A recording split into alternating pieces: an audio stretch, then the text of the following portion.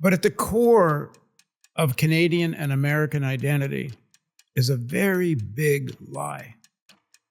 And we learn how to adapt to this lie. Most people understanding of where they are and understanding of history, it's like they went to a play, but in the third act, and they leave before the final curtain. You've created one of the best documentaries in pro wrestling. No, I created one of the best documentaries, period. Don't say in pro wrestling. That's what we're living in now. A society run by the battle of the billionaire. They run the society, and then between them they fight. But there's a fiction, which is they have a political theater. There's this great phrase from Shakespeare. All the world is a stage, and all the men and women merely players on it. The vast majority of our news, of our academics, of people that study history and stuff, all they focus on is the players.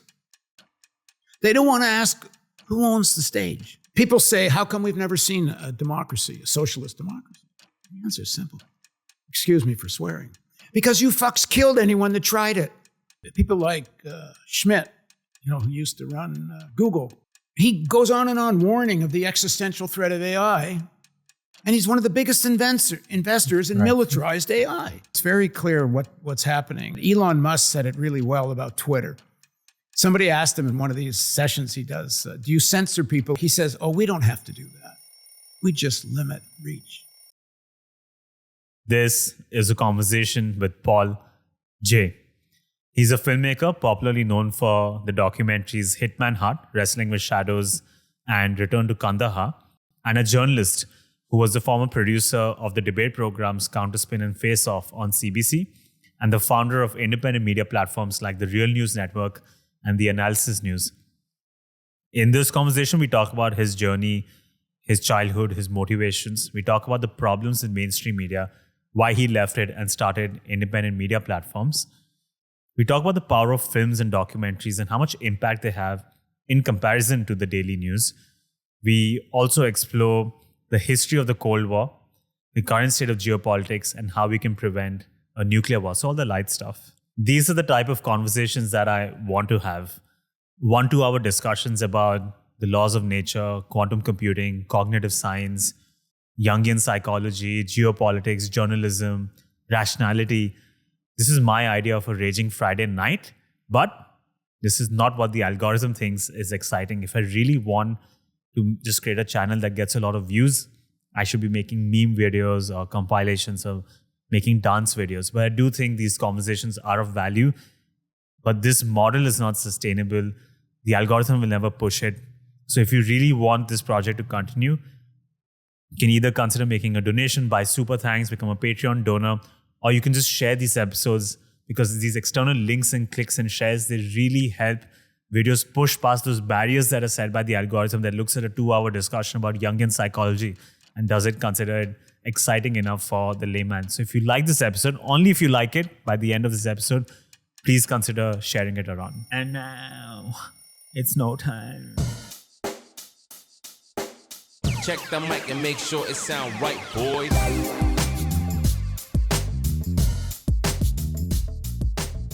In the About Us section of the Analysis News website, there's a small paragraph that talks about your mission, which says, we take on important news stories as a way into a deeper examination of the economic, social, and political forces that drive important events. Our aim is to reveal the economic relationships that are the foundation of political and social struggle. We know the world can only be understood in the process of changing it. You've lived a colorful life, and that's understating it. You've created 2 independent news networks. You've hosted debate programs on CBC. You've worked as a truck driver. You fixed railroad cars. You've created award-winning documentaries. And I want to cover all of that. But before we do that, I just have to know why. Why do you do this, Paul J? What's the motivation? Why this hunger to both understand and change the world? Where does this drive come from? It's a good question, because it's not an answer I really fully understand. I grew up in a left-wing household. You were a red diaper baby, as you said. Yeah, it was. And my father, during the war, he deliberately joined the Canadian Air Force in 1939 explicitly to fight fascism. And he knew that's why he was joining. He joined before there was any draft. He was quite political, left-wing, grew up in Montreal, and was in this crazy, dangerous section of Canadian Bomber Command attached to the Royal Air Force out of the UK. And they used to pick the left-wing flyers to do the most dangerous missions because they actually would do the mission. Most of the ordinary flyers wanted to get the hell out alive, but the left-wingers had a kind of anti-fascist consciousness. And so my father's section, they used to drop supplies and people to the partisans in France. And they, in a big bomber, they'd go off with a bombing mission headed to Germany, and then his plane would leave and go down into France, drop a person or supplies, and then get the hell out without getting shot down.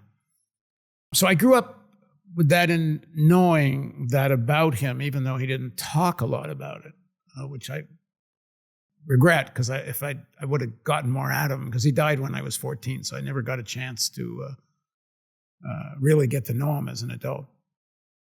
My mother was also lefty. She'd gone to Hollywood and got involved around the Hollywood 10, and they left the U.S. because of McCarthyism. And so they left around 1950 or so. On the other hand, it's not like they ever propagandized me. Quite the contrary. Little hints, but I didn't grow up with an internalized Cold War mentality, which most people I knew did. And certainly most people today still do. And we can talk about that more later. But the very deliberate creation of a very false narrative of history has created this same thing we see today, which is a complete exaggeration of the threat to justify militarization of the economy. But I didn't grow up in that kind of household. There's a very famous journalist that was working in the 50s into the 60s called I.F. Stone, left-wing, muckraking kind of guy. I'd come home from lunch and my mother would read me the I.F. Stone newsletter. But again, it wasn't a lot. But when we talk about why we do things, you're really talking about a person's identity. And usually when people answer that question, it starts with the word I or my. My father, I did this. This happened to me. I grew up, but very little about the society we grow up in. And at the core, certainly of an American and a Canadian identity, and I grew up in Canada, but I'm a dual citizen. I've lived in the US quite a bit. But mostly I grew up in Canada. But at the core of Canadian and American identity is a very big lie. And we learn how to adapt to this lie. And the lie is, in 1867, Canada was formed. This is the Canadian lie. I can give you the American version. And they built railroads, and la-di-da, we have this democracy and so on. We know this land was stolen. We know this land was conquered and that Canada came about as a result of a genocide. Now, it was worse in the US, and for economic reasons, not because Canadians have better, more moral DNA, not at all. There's no such thing anyway. But the economy of the colonization of Canada for many centuries was primarily based around the fur trade. And Hudson's Bay Company was, Canada and the United States were settled by corporations. I mean, this corporate rule of North America begins on day one of European civilization. The Hudson's Bay Company, like in India, the East India Company. East India Company. Well, same thing here. Hudson's Bay got the franchise for settling the western part of Canada. I'm sorry, I can't remember who got more the eastern, but Quebec was already here. Quebec existed for almost 400 or 500 years before the British settled. But here, fur trade, because it was the main economy for a long time, required trade with the indigenous people. So there wasn't the same slaughter for a long time, where in the US, it was almost from day one about land. And to get land for agriculture and settlement and creating towns and so on, you have to get the indigenous people the hell out. So in the US, driving indigenous people further and further west, and then eventually killing and slaughtering in the millions, deliberately, and they did some of this in Canada too, deliberately infecting blankets with smallpox and things like this. But we learn in Canada and the US, we learn to know this history and then forget about it. Even now in Canada, there's every public event now practically. I have kids at school. Every day begins with something they call the land acknowledgement. And it goes like, we acknowledge we are on the land, and then they name the list of tribes depending where you are. And then it ends. And then you get on with life. Well, if you acknowledge this as indigenous land, then how about doing something about it? Because the indigenous people of Canada and the US are still suffering the consequences of that genocide. In this lovely, supposed liberal democracy of Canada, the majority of Native people live in utter poverty, reservations where the kids have nothing to do but smell glue. If not the highest suicide rate in the world, one of the highest suicide rates. But we learn from early childhood how to compartmentalize that we are living on stolen land. And that's the beginning of a kind of very false consciousness. So when someone talks about who they are, what their identity is, what motivates them, the narrative of the society, the official narrative, is very rarely looked at objectively, critically. Because most people, their consciousness and identity is just, what they grew up in and what they made of it. There's a great quote from Walter Lippmann, who was a famous American journalist, even advised the Americans on the Versailles Treaty and so on. But he had a great quote. He said, most people understanding of where they are and understanding of history, it's like they went to a play, but in the third act, and they leave before the final curtain. Right. They don't know how they got there. So how do you answer the question, what motivates you and who you are, if you don't know how you got here? And you can't talk about how did I get here without knowing how your society got here. And that's not just a question in Canada of what happened to indigenous people and so on. In the United States, there's another very, very important denial. And that the society, first of all, was based on indentured labor. Before there was black slavery, the majority of settlers in the United States that came from England or it came from Holland, New York was more the Dutch, were indentured. They were essentially contracted slaves, sometimes for up to 13 to 14 years before they could get released from their contracts.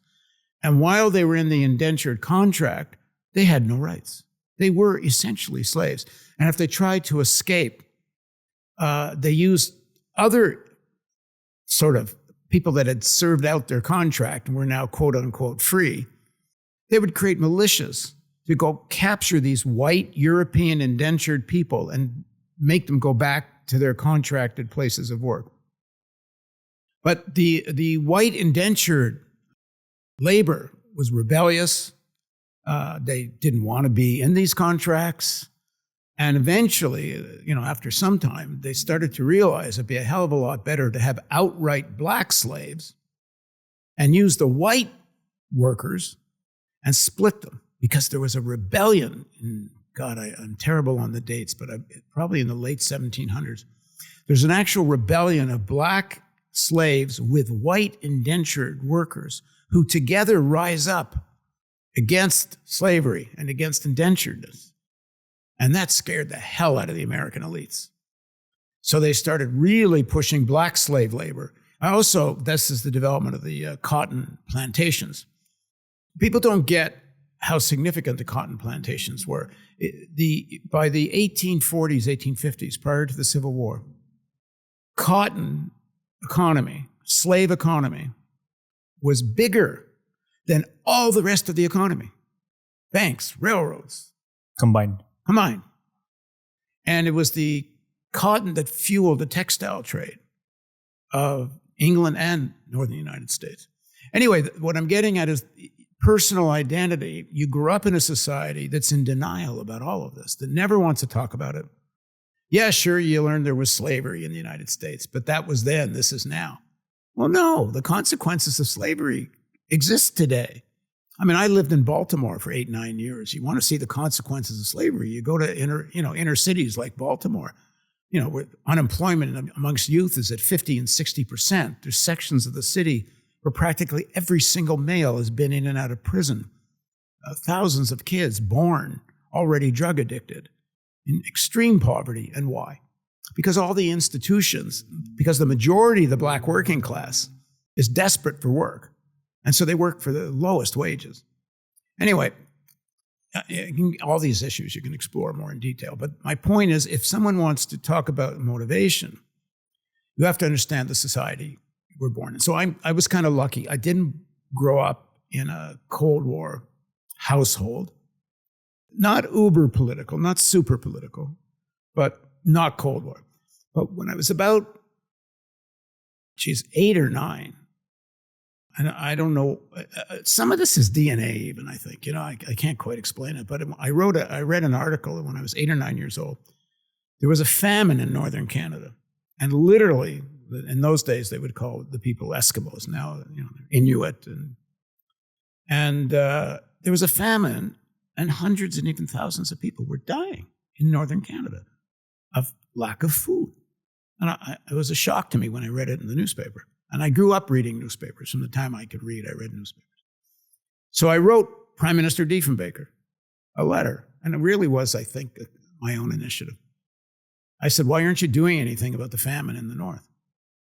And I get this bullshit letter back from some aide of Diefenbaker who says, we're so pleased that you're concerned about these issues. You should go to your local church and volunteer to help. I mean, that was part of my real beginning of my political consciousness, because I knew what bullshit that answer was. What motivates me? What motivates me is I understand that what's in my personal interest is a better world.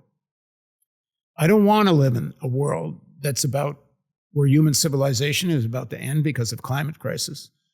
I don't want to live in a world that's on the brink of nuclear war. I don't want to live in a world where probably the majority of people live in poverty and starvation. And I see my interest in that. It's not, I don't consider it altruistic. I don't see it, I do it for others.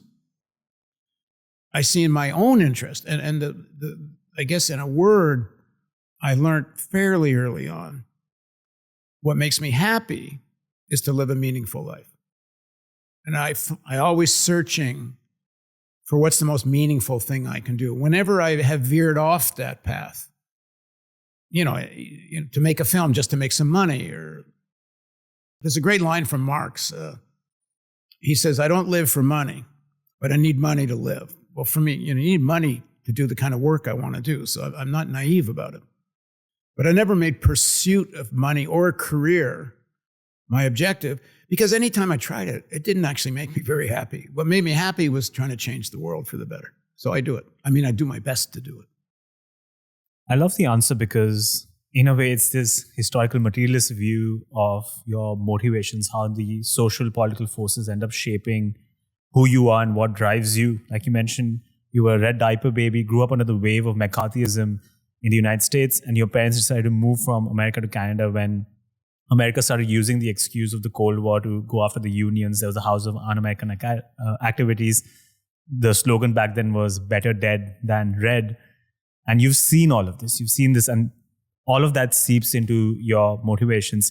Interestingly, when I think you were 11 or 13, at that point, you witnessed how close we came to nuclear war, the Cuban Missile Crisis, and possibly the closest we've ever come. And you decided to drop out of school because you thought, I'm not going to make it till the age of 20. So it's quite interesting how all of these things seep into making who you are and your motivations. I want to jump ahead in the chronology of your life and talk about your work in media first, and then we'll come back. We'll talk about filmmaking and documentaries as well. You were the executive producer of the debate programs Counterspin and Face Off on CBC. And you've said one of the turning points in your life was 9/11, which was then immediately followed by the War on Terror and the Iraq War, at which point you started questioning the integrity of the media, its function, what it said it stood for, and then what it actually stood for. So take me back to those times. What were some of the gaping holes in mainstream media that made you want to leave it? Well, first of all, my rupture with mainstream media started when I wrote that letter to Diefenbaker. Okay. So when I was about 8 years old. Okay. Long before 9/11. 9/11 was no surprise to me. It was not a turning point. I mean, not like I was expecting it, but it didn't. It wasn't sort of out of my understanding of the world why it happened and what took place afterwards.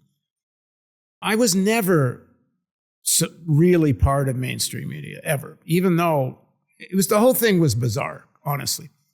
Counterspin was a debate show.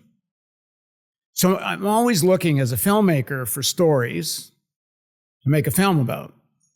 And it has to be meaningful to me. But I'm watching in 1992, I guess it is, there's a National Hockey League, NHL players strike. Yeah. And so they had a guest on.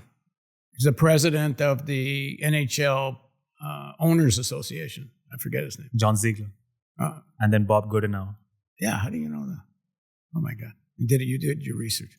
Anyway, so Ziegler's on and they interview Ziegler and he defends the owners. And at the end of the interview, I say, I'm with the owners. Right. Everything he said makes perfect sense to me. Then a couple of days later, they interview Bob Goodenow, who's the head of the Players Association. And everything he said made sense to me. I said, okay, I'm with the Players Association. So then it hit me, unless the interviewer didn't know enough to pierce either of them. And I needed to hear them confront each other. And I said, well, we need this for politics. You need a legitimate debate, smart, clever, and a host that can make it, not allow it to become propagandistic or just talking points. So eventually Ron and I pitched it to CBC News World, which was their news cable channel, and they said yes. And so for 10 years, we had a daily, the debate show for the country, and we got to shape a lot of the political discourse in the country, because anyone that was at all political paid attention to it. 5 nights a week. It was a prime time at 8 o'clock and repeated again at 11 o'clock. So we had a lot of exposure. But that's as close as I got to being part of mainstream media, because I wouldn't even allow our office. It was an independent production. Let me start with that. It wasn't a CBC production. We licensed the show to CBC. We shot it at CBC. But I made sure our offices weren't in the building. We had our own offices. I didn't want to be part of even though it's a public broadcaster, I didn't want to be part of that corporate culture. So I was never in mainstream media, even though I produced a mainstream media show. But what the debate show taught me is we would do debates, like, for example, in the lead up to the Iraq War. We would have debate after debate about, are there weapons of mass destruction in Iraq? And we would have somebody, defending the American side. A lot of American neocon guests we would get on, even people like Frank Gaffney. I mean, the far right, as long as they were smart, and lots of the far right are quite smart. And we'd have, a real debate about it. But show after show, it became incredibly clear there was zero evidence of weapons of mass destruction in Iraq, like zero. And then the next night, we'd have a weapons inspector on our show on a Monday night, clearly exposing this fact. The next night on CBC News, nothing, no follow-up. That would happen story after story, where we would really break news in the debate. But the national news that's right next to us, where we shot, through one door, we're in the national newsroom. They paid zero attention to what we were doing. Same thing happened after 9/11, well after 9/11, about 5-6 years after 9/11. I interviewed Senator Bob Graham, Senator Bob Graham was the governor of Florida, the chair of the Senate Intelligence Committee, total intelligence insider, and became the co-chair of the Joint Congressional Investigation into 9/11. And he told me on camera over the course of several interviews that not only did Bush Cheney know something was coming, but they facilitated it. Facilitated it, his words. And he gave me examples of how they facilitated the 9/11 attacks. The last time I interviewed him, he was the most explicit about it. And I sent an email to every news organization of any significance in North America. And I wrote, I've got these interviews with Bob Graham. I just did a recent one with him. Here's what he told me. And I said, I can't tell you whether he's right. I wasn't in the White House. I can't say Cheney said this or said that. But given who Bob Graham is, isn't this a news story? And I will give you my interview with him for free. All you got to do is run it and credit me. I didn't get one answer. Not a single answer from any news organization to have access to my interview. Now, in retrospect, it might be a mistake I offered it for free. If I'd offered to sell it, they might have.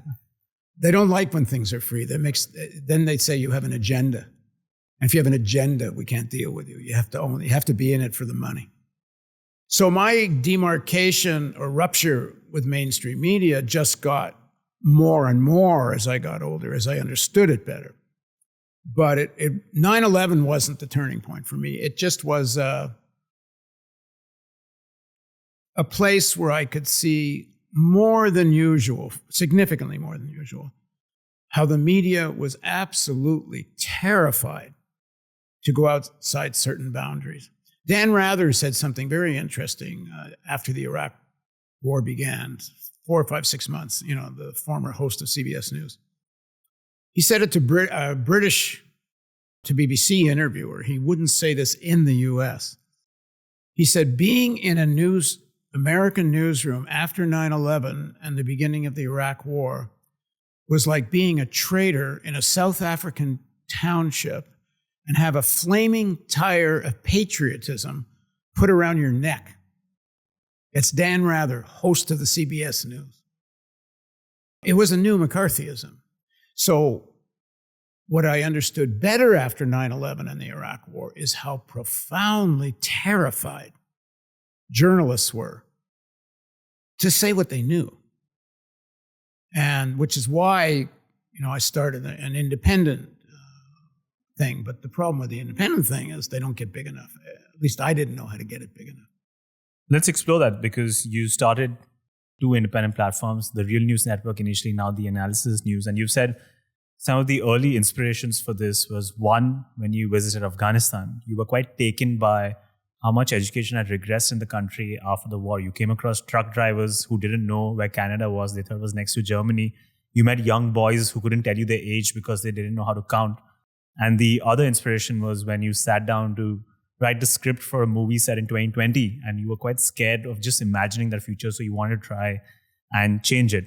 So you created these independent platforms, and you created them on what you called a new economic model that was based on a triple no policy: no government funding, no corporate funding, no advertising. When it comes to media, is that a sustainable model in the long run? I'm asking for a friend because personally as well, I've tried to run this project on no advertisers. I've asked for donations, but honestly, it's not a sustainable model for me. And I'm it's very soon have to make a decision between either I get advertisers or I capitulate and I shut the project down completely. So do you think this new economic model can work in media? I think some people are making a subscription model work, on Substack particularly. I was able to get both of the models I got going, but to a large extent based on donations that were bigger than just the 10 or 20 bucks a month.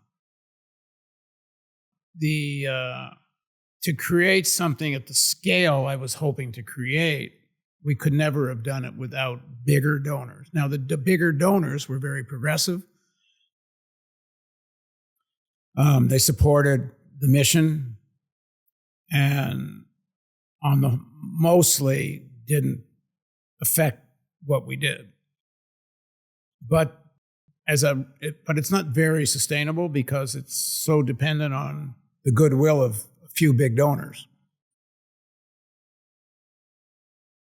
It's possible. I mean, there are people that seem to be making it work now to some extent.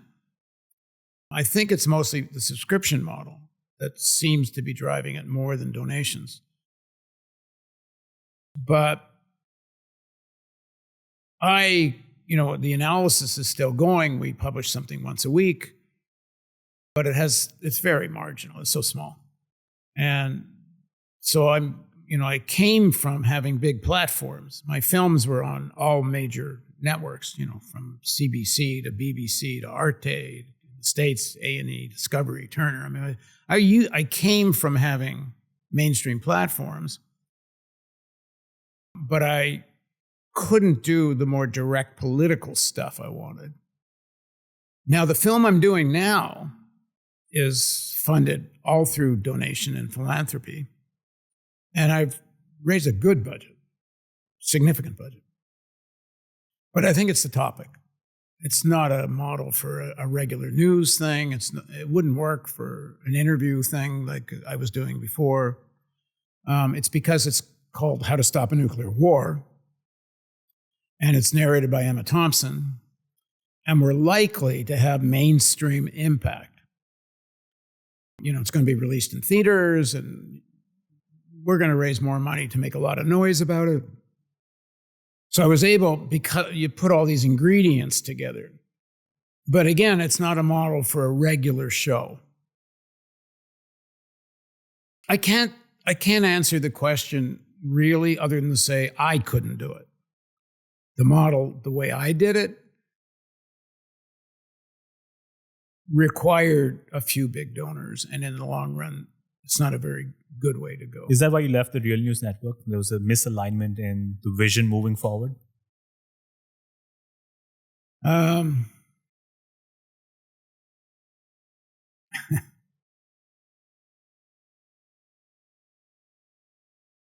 There are a lot of reasons for it. But I would say my primary reason was I thought it had plateaued. Right in the beginning, I said, go big or go home. The concept had plateaued or the network itself? Well, both. When I started it, the vision was to go big. We would become a rival of mainstream stuff. I mean, not as big, but big.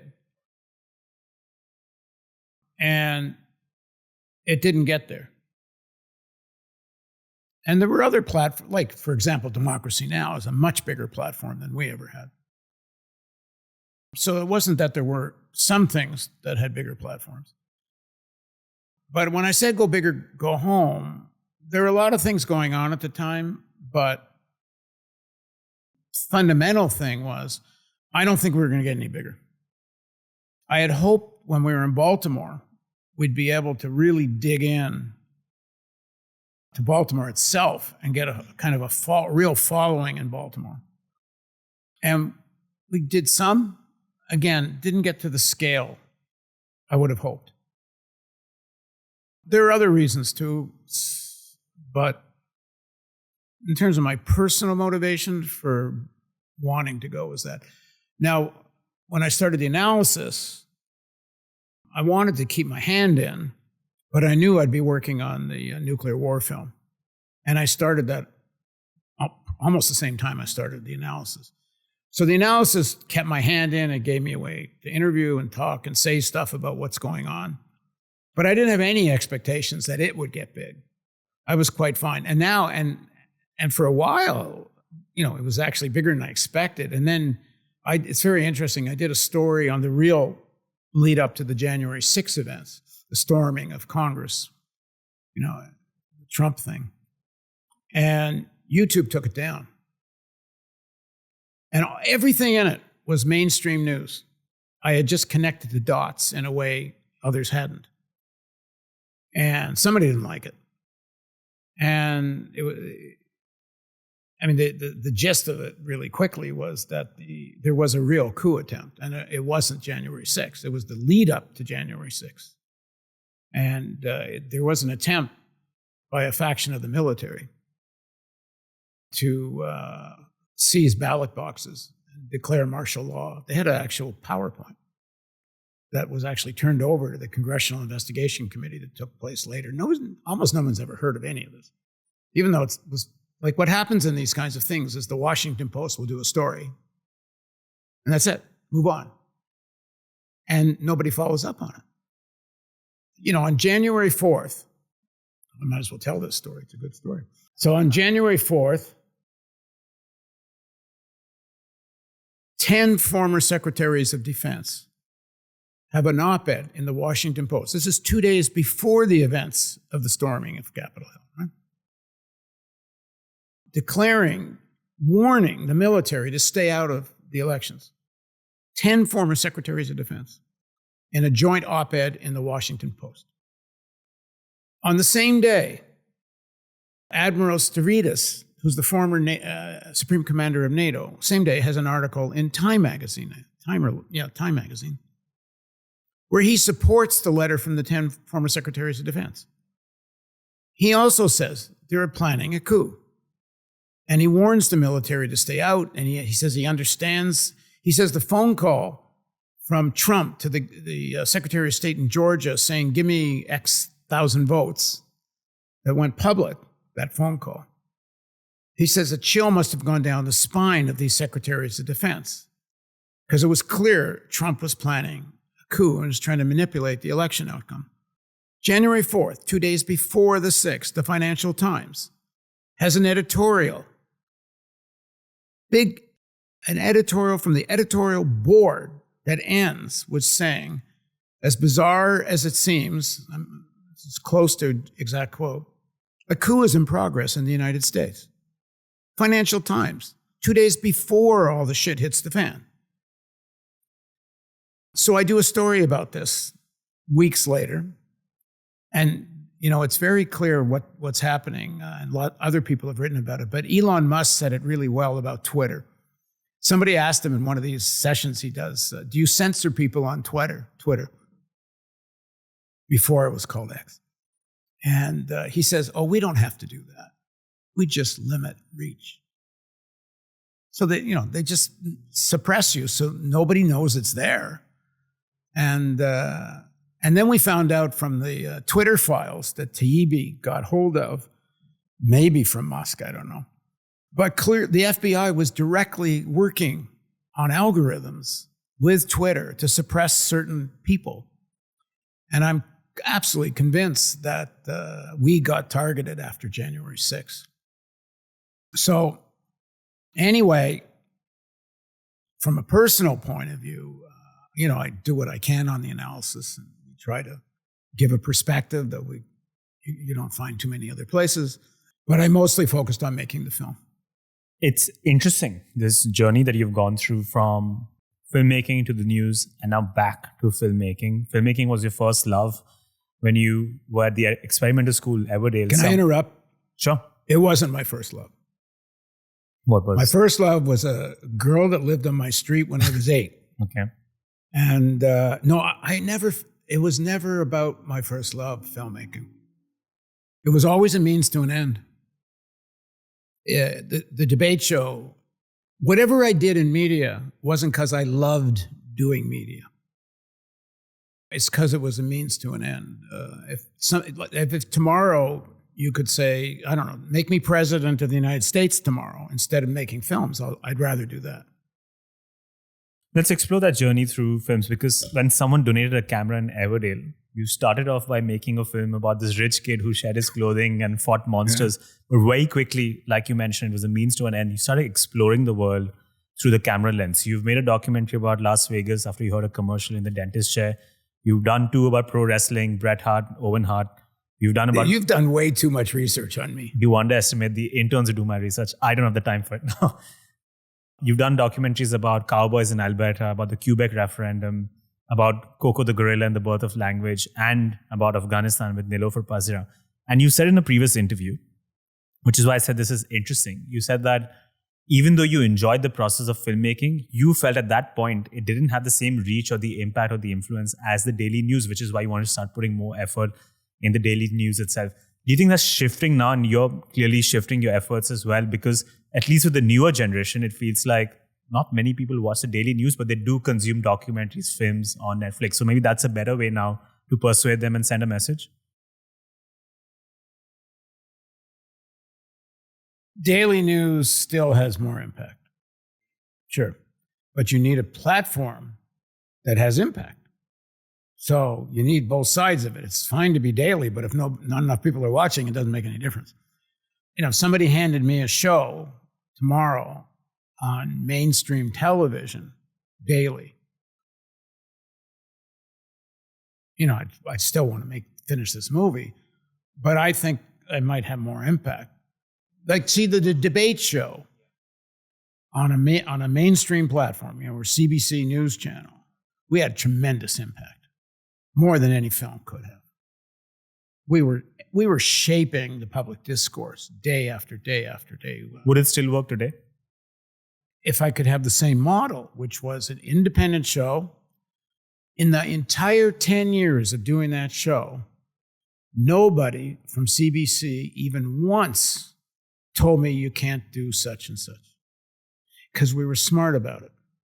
We always treated the show in the end that it had to be the best show. We didn't have a propaganda objective, meaning we booked the best right-wing guests we could find. We didn't beat, you know, if you weren't clever, if you couldn't make the argument, if you didn't know some history, we wouldn't book you to be the fall guy for some smart left-winger. Quite the contrary. Some of the lefty guests we would book often lost the debate because they were so used to talking to each other. They didn't have to face up to some of the smarter right-wing arguments. So in all the time, we used to get, you know, the most controversial shows, of course, would be about Israel. So I once did a show with the guy that wrote that great book on the Lebanese War, the very famous journalist, British journalist. Robert Fisk? Robert Fisk. So I once did a debate with Robert Fisk versus I needed to get an Israeli representative. So I said, well, who's the most authoritative person we can get? And I'm not sure who suggested it, but the idea was, let's get Yuri Dan. Now, Yuri Dan was one of the most famous pundit journalists in Israel, and in many articles was referred to as Ariel Sharon's only trusted two people in Israel, Yuri Dan and his son. So how do you get more authoritative than that? And it was an interesting conversation, too, because my staff was having trouble getting Yuri Dan to say yes. And they asked, you're the exec producer, will you talk to him? So I said, sure. So I'm talking to Yuri Dan, and he says, have you been to Israel? I said, oh, yeah, my sister lived on a kibbutz there for almost 10 years.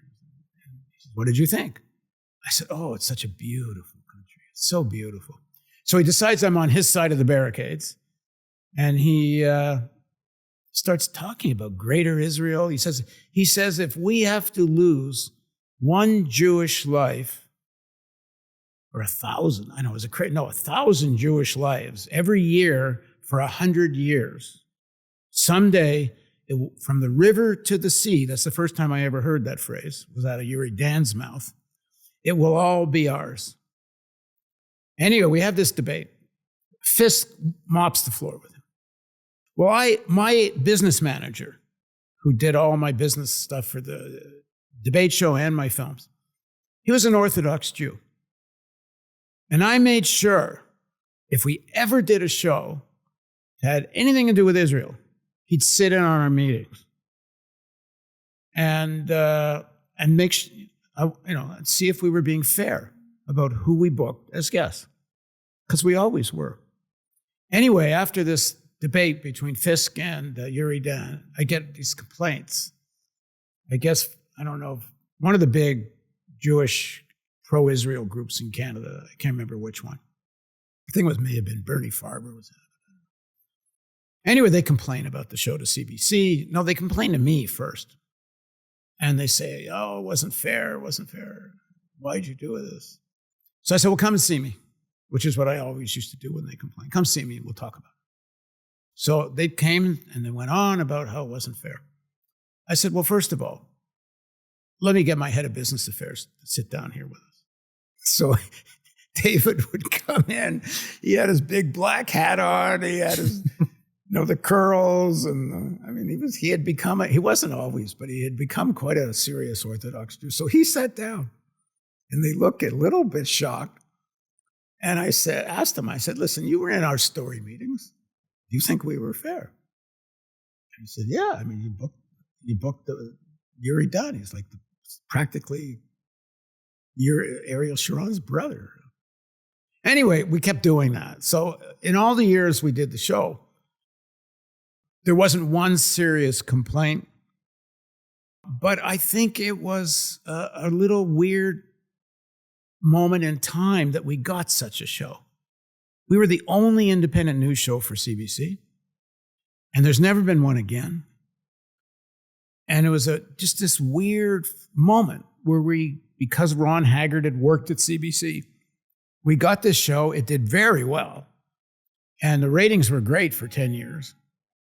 But is such a show possible now? I don't think so. But if it was, yeah, I'd be hard-pressed not to do a daily show. Now, it wouldn't have any American impact, but if you offered me a show on MSNBC or what do they call it, MS Now, or anywhere, I'd do it on Fox. If you allow me to run the show the way I ran that show, I would do it, and it would have more impact. Maybe not this movie. This movie, I think, is going to change the way people look at the world in a profound way. If we can do it the way I'm hoping, this How to Stop a Nuclear War film is going to unpack the Cold War and militarization of economies in a way no one's seen before. But other films, I would do the Daily Show if I had the right platform. Let's explore this even further because I'm very interested in the power and influence of documentaries, of movies, and the subtext that can be infused in it. Let's take a very extreme example. You've created one of the best documentaries in pro wrestling. No, I created one of the best documentaries, period. Don't say in pro wrestling. Just happens to be about pro wrestling. I got a quote from a reviewer that said, as bizarre as Kafka and as dramatic as Shakespeare. So I was from the Ottawa Citizen. So.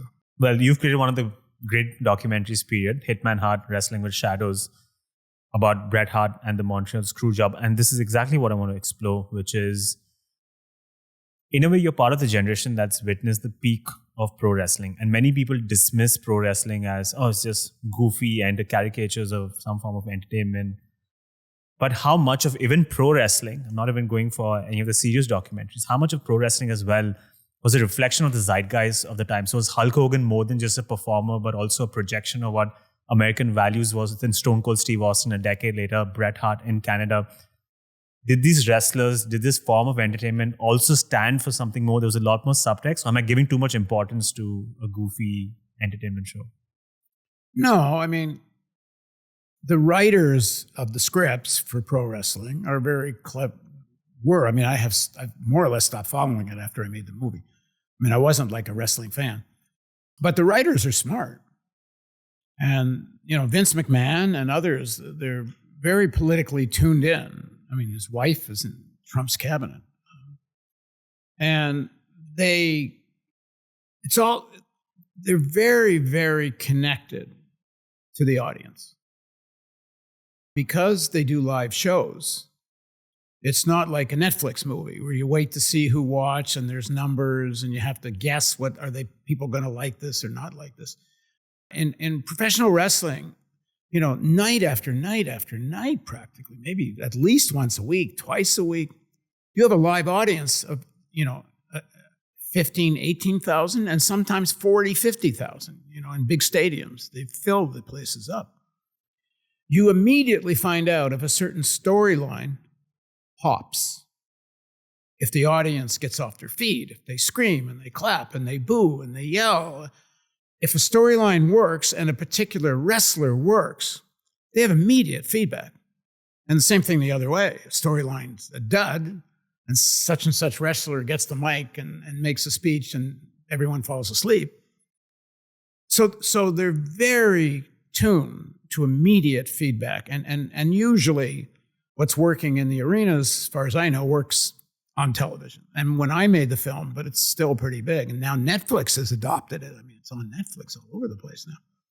But at one point, it's like 500 million people a week around the world were watching it. So it was quite a phenomenon. The wrestling characters play emotions. There's a great Roland Barthes, who was this seminologist, and he had a great essay about pro wrestling in Paris in the 1950s. But he made the point that, a wrestler plays coward, another one plays hero, another one plays villain. Like, they play very primal emotions. But as the storylines had to get more sophisticated, the old good guy, bad guy wrestler wasn't nearly enough. And what Vince McMahon was brilliant at doing was getting the storylines rooted and responding to popular culture. I don't think wrestling created the popular culture. That's grows out of many, many factors and systems and television and Hollywood, and it's a whole complex media system. But they were very good, and they did play politics. So during the height of the Cold War, there's always a Russian villain in wrestling. And when it's about terrorism, there's some Islamist villain in wrestling. As the society became more and more open, for better or worse, to overt sexuality, like in my film, that's what's beginning to play out in the World Wrestling Federation. In fact, there's Vince McMahon actually says somewhere where the days of wrestlers telling you to drink your milk and take your vitamins is over. And they really start going down this road of hypersexualized characters, more female wrestlers that are also hypersexualized. So what pops for an audience is a reflection of where the culture is at. He's not driving it, but he really knows how to take advantage of it. But the more important thing about wrestling and culture is that American politics is like wrestling. And there's a thing called kayfabe in wrestling. So if two wrestlers are in a restaurant and they're talking about they're out of character, and they're talking about the real business, fuck that Vince, he didn't, I wanted to win such and such match, and I needed to climb the ladder, and I'll get paid more, and blah, blah, blah. And anyway, they're having a real conversation about the business. And someone sits down and can hear them in the next booth in the restaurant. Quickly, one of the wrestlers says, kayfabe, and they go into character. So kayfabe is this whole culture that wrestling is real. And before my film, the majority of the wrestling audience didn't know. They thought it was real. Some knew. It is a real, Brett says in the film, making it look like you just got smacked in the face is an art. And the good wrestlers, I've been 10 feet from guys having a fight, quote unquote. And I actually thought they'd lost it and were actually fighting. I'm 10 feet away from Shawn Michaels and Bret Hart smashing each other on the cement outside the ring. And I turned to my camera person and I said, I think they're actually fighting. They weren't. But in American politics, there's this whole veneer, and it didn't start in the Cold War. It's been there from the beginning, and it predates America. Why did peasants volunteer to go fight in the Crusades? The lies, the fabric of lies that ruling classes have been telling people throughout class society to get ordinary people to go fight and die for feudal aristocracies, for slave systems. Because you're born into a society, it becomes part of your identity. You believe that the church says such and such. Your religious leaders say such and such, and the king is there because God made that person king. You believe this stuff. And you don't have much choice but to believe it, because if you don't go along with it, you're going to starve or you're going to get killed. So American politics is like kayfabe politics. There's a theater of politics, and the real business of billionaire interest, lobbying, bilking the public treasury through militarization and other kinds of essentially corrupt practices. So the parallel between the theater of wrestling and the theater of politics, that's the thing. I want to make another wrestling movie, a drama, which is really going to explore this. And it's no accident that Trump learned how to make crowds pop in the wrestling ring. He was actually a WWF storyline. It was called the Battle of the Billionaires. Trump versus Vince McMahon. Whoever's wrestler, they each picked one. And the one that lost, the other billionaire got to shave the other guy's head. And so Trump eventually shaves Vince McMahon's head. But it was that was actually quite a premonition, because that's what we're living in now. A society run by the battle of the billionaire. They run the society, and then between them they fight and vie for more position and more wealth and more power. But as a class, they rule. But there's a fiction, which is they have a political theater in Congress, in the White House, that plays itself out when everybody knows the real power's with the billionaire. I have the actual quote by Roland Barthes from the world of wrestling. He said, "Wrestling is like great spectacles, like Greek drama and bullfights. In both, a light without shadow generates an emotion without reserve. There are people who think that wrestling is an ignoble sport. Wrestling is not a sport, it is a spectacle." And then he goes on to describe how wrestlers almost position themselves as modern age gods, embody moral traits, it's good versus evil. Like you've said, a clear analogy between pro wrestlers and politicians, like candidates in an election. John Ralston Saul, in fact, says politicians they have to be actors. They have to have catchphrases in order to win an election, because you cannot commit the cardinal sin of actually talking something sensible, or the public is going to get terrified if someone actually questions themselves in public or thinks critically. So I completely agree with you.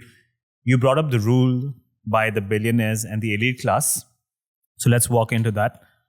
In 2008, on the George Stephanopoulos show, there was a debate between Donna Brazil and George Will. And Donna Brazil was going on and on about how can John McCain ever understand what the American people want? He's got 7 houses. How's he ever going to know?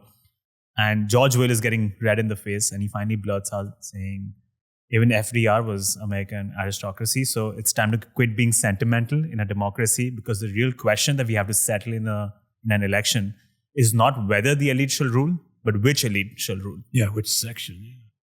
You've studied politics for over 3 decades now, so this doesn't just relate to America. It could go across America, across time. Has it always been this way? Has it always been the elite in power, or has it been different at any point?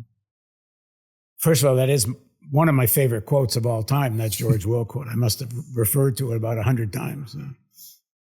And I think he did it. He said something that they don't say in public, that you only get to choose which section of the elites.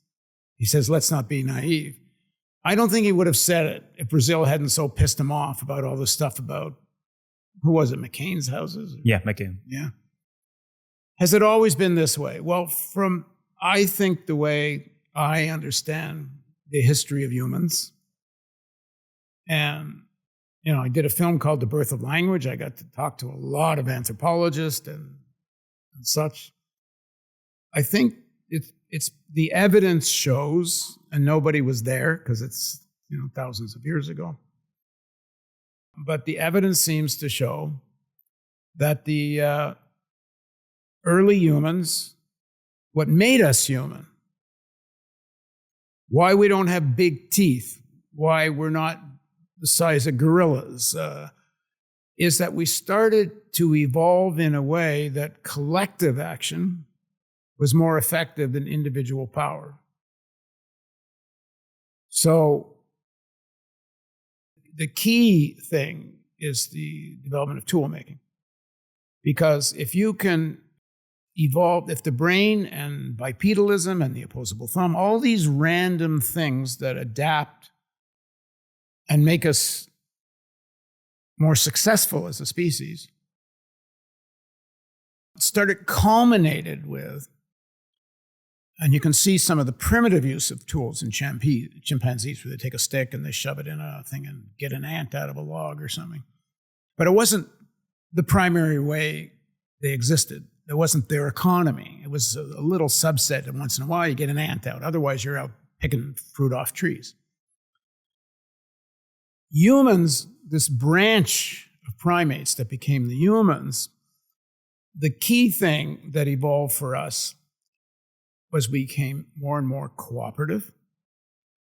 And if we hunted cooperatively, you could do way better than even one or two individuals of the species. And over time, the random events that then create these adaptations, we became more and more tribal. And then with tool making, we start to develop the key thing that differentiates us from animals, which is we start to think with language. We start to talk to ourselves. We have to go beyond primitive animal communication. Because if you can look at a rock and you can imagine a spear point in that rock, and then you can start chipping away at that rock and end up with something sharp, that's the beginning of a kind of consciousness, an abstraction, where you can think and think to yourself. Like, one of the most important things in that language film I think I learned is that it wasn't just about, and maybe not even mostly about, communication with others. A lot of it was about communication with yourself. You actually can say to yourself, oh, I could make a spear out of that rock. Now, that obviously isn't going to be English, but in some kind of language. But the critical thing, the demarcation that comes with that, is collective action. And it's pretty clear in early tribal societies, and I mean, even up until the 1800s, an anthropologist named Morgan, and there were others, who contacted and explored indigenous societies that had not yet had any contact with Europeans. The evidence is there was no private property. That the property was tribal,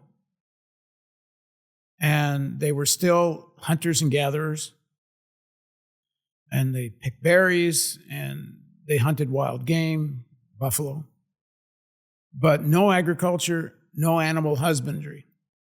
And in those societies, there's no evidence of private property, or absolutely minimal private property, which also meant no evidence of classes. Most of those societies, not all, but most, seem to be matriarchies. There's no property to hand down. So the issue of inheritance wasn't really an issue.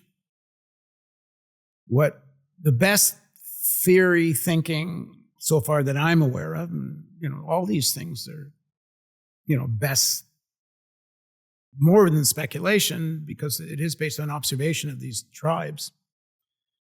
But we weren't there, so you can't say definitively. But it seems when agriculture creates a surplus, and you can start, instead of chasing animals all over the place, put them in pens, and you now have a reliable supply of meat and milk and hides, you start developing a surplus, and society starts to divide.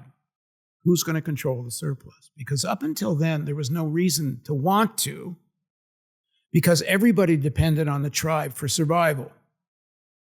You got a surplus, somebody who's stronger starts to think, well, you know what? I'm stronger. I'm hunting more than they are. Maybe I should own this. The objectivity of the development of the economic foundation, the transition to agriculture and animal husbandry, starts giving rise to ideas and consciousness, which is, we have more than we need. Maybe I should control that. Or maybe I'm the better hunter. Maybe I should get a bigger share. So society starts to divide who's going to control the surplus. But the big next beat, The big beat is people who are in the stronger category.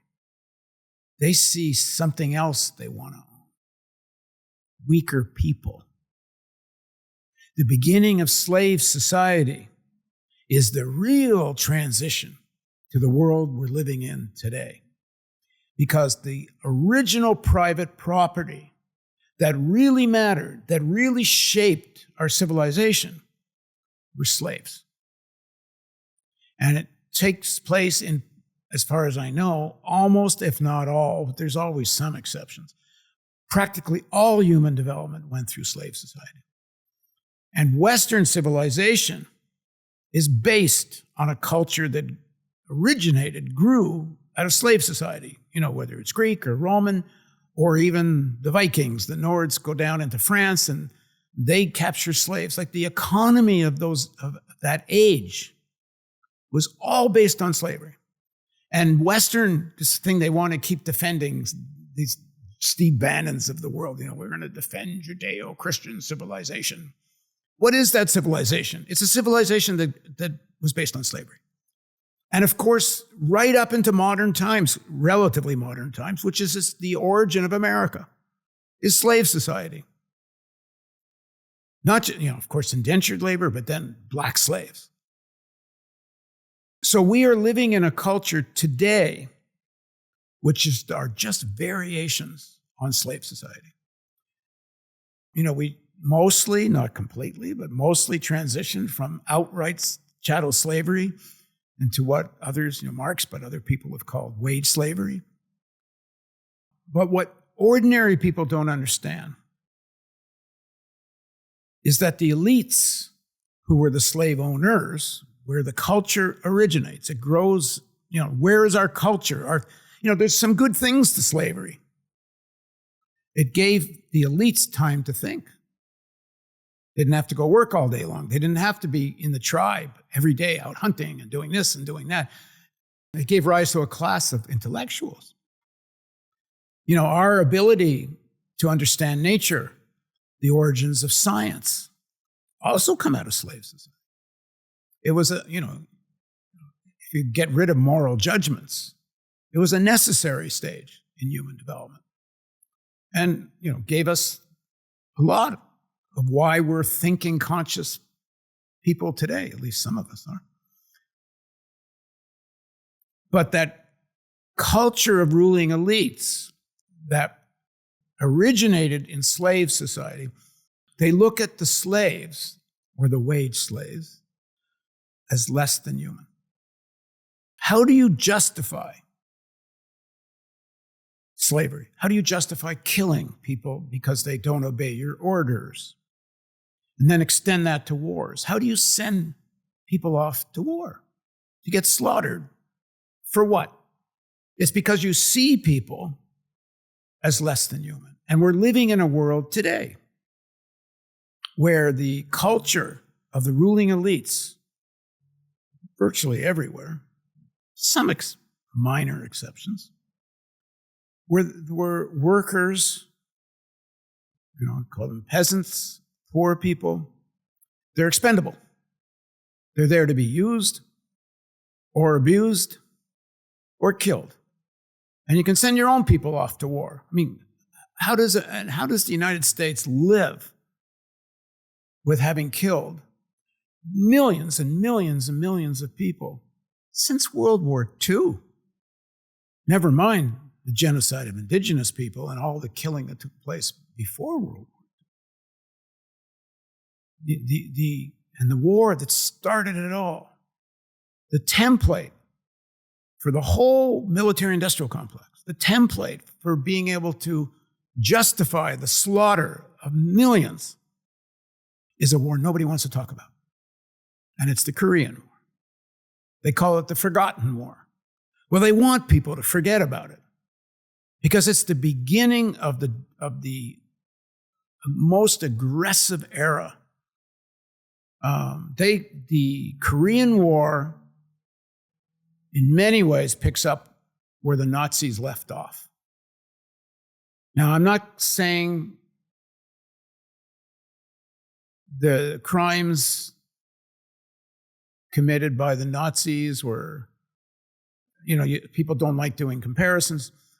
But the fact is, the Americans, the only force that has killed more people than the Americans have killed since World War II were the British before World War II.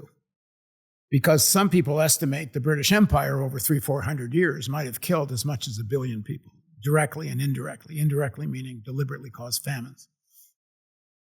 But the Korean War killed around 3 million. The Vietnam War, I think in the same, 3 to 5 million.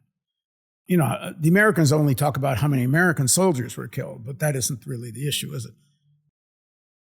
Then you go to the Iraq War, and then you go to all the, in Indonesia, American-backed dictator kills 1 million people in something under 3 weeks, leftists, socialists, communists. Like the millions and millions killed in the name of defending democracy, defending freedom, fighting communism.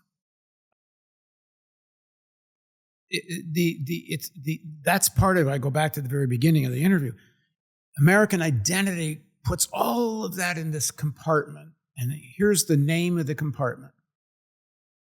America does bad things, but for good reasons. Everyone else does bad things for bad reasons. We do bad things only for freedom and democracy. We're here to save civilization. And yeah, you got to break some eggs to do it. So they have all these justifications where you can mentally put all the horrors that actually are in the news for a while, like during the Iraq War. What's happened in Gaza. People saw with their own eyes. And it starts to fade away because nobody talks about it. And then there's no conclusions drawn about it. Everybody now knows, most people know that the Iraq War was based on absolute out-and-out lies. There were no weapons of mass destruction in Iraq. Everybody knew it. The inspectors were telling them. They went into Iraq because there were no weapons of mass destruction. If they really believed it, do we really think they would have invaded? It's like saying they would invade Korea. Well, we know they won't invade Korea because everyone knows they do have weapons of mass destruction. What's his name? Colin Powell goes to the UN. He says Baghdad is surrounded by missiles with biological weapons aimed at Tel Aviv. Well, if you think that's true, do you actually invade? And when your guys are going in on these tanks and jeeps, half of them aren't even wearing gas masks. The Korean War, the mother of all this lying and BS, total lies. North Korea invaded South Korea. There was no North Korea. There was just a Korea. The only thing that started this South and North Korea is the Americans created this fabrication that there's a South Korea and got this completely compliant UN to buy in. So we've had massive killing based on lie after lie after lie. And I forget specifically what your question was. I can bring us back. Initially, when you spoke about the transition from apes to humans. Was there ever a society? The answer is yes, but because of an objective process, this is very important actually, the economic objectivity happens almost spontaneously. It's not like somebody sat down and let's have animal husbandry. Over a long, long time, through experimentation, slowly humans learned that you don't have to chase animals all over the damn place. You can put them in a pen. And then slowly that gets to scale. It starts changing the economic foundation. See, there's a thing I like, this way to look at it. There's this great phrase from Shakespeare. All the world is a stage and all the men and women merely players on it. Well, the vast majority of our news, of our academics, of people that study history and stuff, all they focus on is the players. They don't want to ask who owns the stage, who built the stage, who commissioned the play.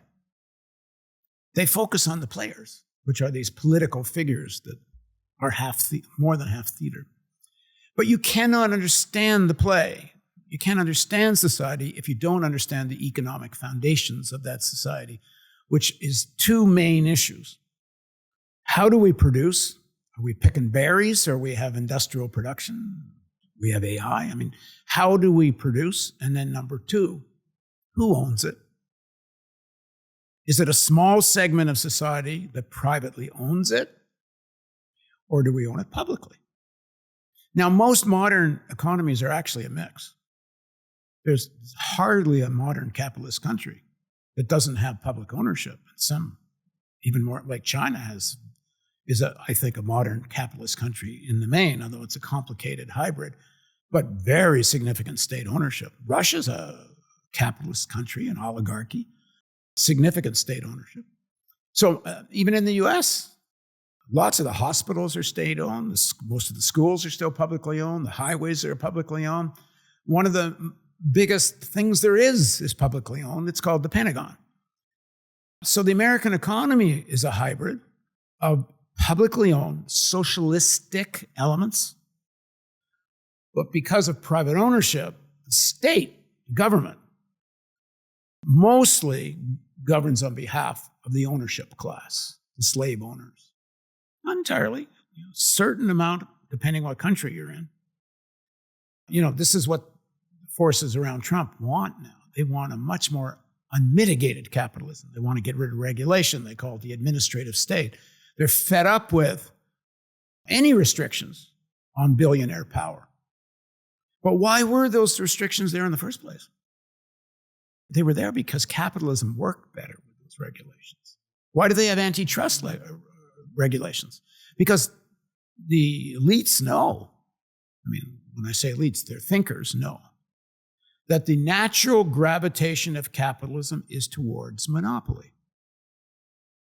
Big fish want to eat little fish. If Coke had its way, there'd be no Pepsi. So they have laws to make sure there's at least some competition.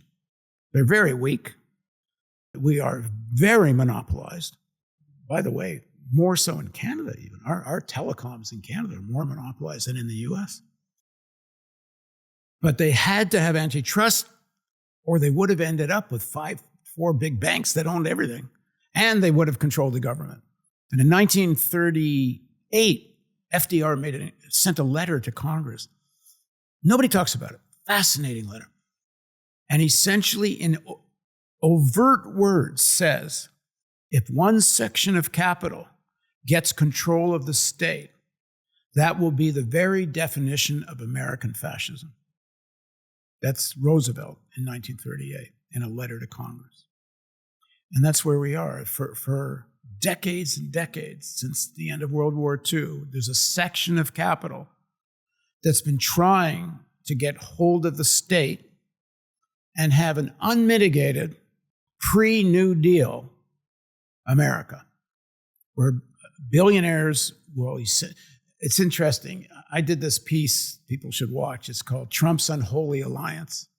And Mark Cuban, who is an American billionaire, who's a little more honest about stuff, he says what these guys want, by these guys, he's talking about the billionaires around Trump. They want the billionaires to be the board of directors, the president to be their CEO, and get rid of elections. And as long as the CEO performs, he's the president. And if they don't like him, they can fire him. That's the society they want to live in. And Peter Thiel, who's the billionaire, one of the founders of PayPal, this militarized AI company, Palantir, he's one of the great ideologues of this. And he says in no uncertain terms, democracy and modern capitalism are no longer compatible. So a big section of the American elites, that's where they want to go. And they're saying, some of them are saying, and this was clear to me years ago, we cannot compete with China if we remain an electoral democracy. If you want to compete, you got to be as arbitrary and have the power that the Chinese Communist Party has. They'll rail against it, but they want it. Because then you can have a command economy that the Silicon Valley billionaires who think they know better than anyone about everything, they'll create an economy, they'll create a country with a plan that they will just dictate. And they love the Chinese model. They just want it for themselves. And they, of course, they won't call it communist. They will call it Christian. And they'll do it in the name of Jesus. And if there was anything opposite of what Jesus actually stood for, it's that.